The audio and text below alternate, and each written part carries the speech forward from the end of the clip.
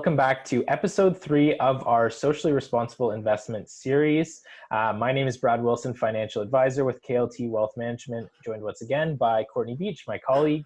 And today we are diving into the first of 5 main approaches when it comes to SRI investing. So the first one we're going to look at touches a bit on from last video, which is ESG integration. So this is one of the main avenues that managers and that companies take when building an investment that you can invest in that is socially responsible. So ESG funds are often very broad, and there's no real regulation when it comes to them.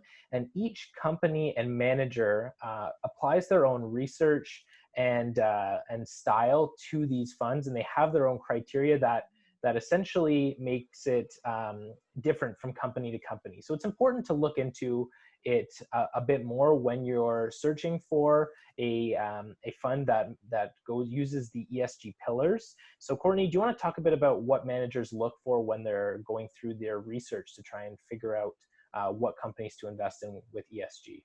Sure. So there's not just one way that managers can use to come up with what factors of ESG they're going to use to evaluate companies to put into their funds. Some narrow down the companies first based on potential and how much their income they're making first, and then from there they apply the ESG. Some people do it the other way around, where they factor all the companies that are ESG friendly, and then they look at profits.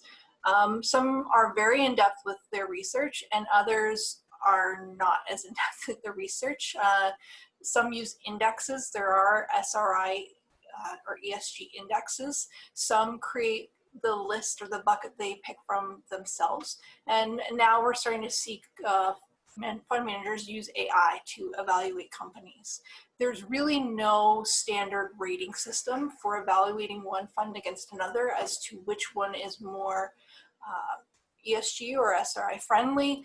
So it's kind of the Wild West when it comes to looking for an ESG fund, and especially when it is a broad ESG friendly fund.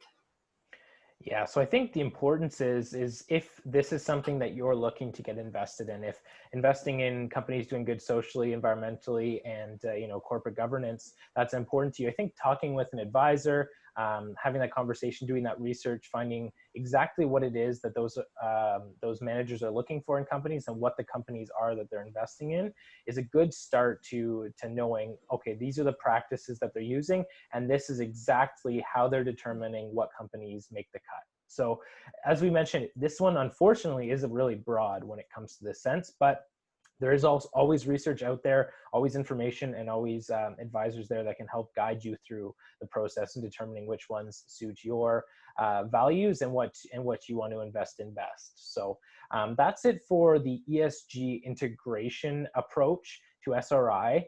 In the next episode, we're going to touch on the next approach, which is exclusionary funds. So we will see you in the next episode.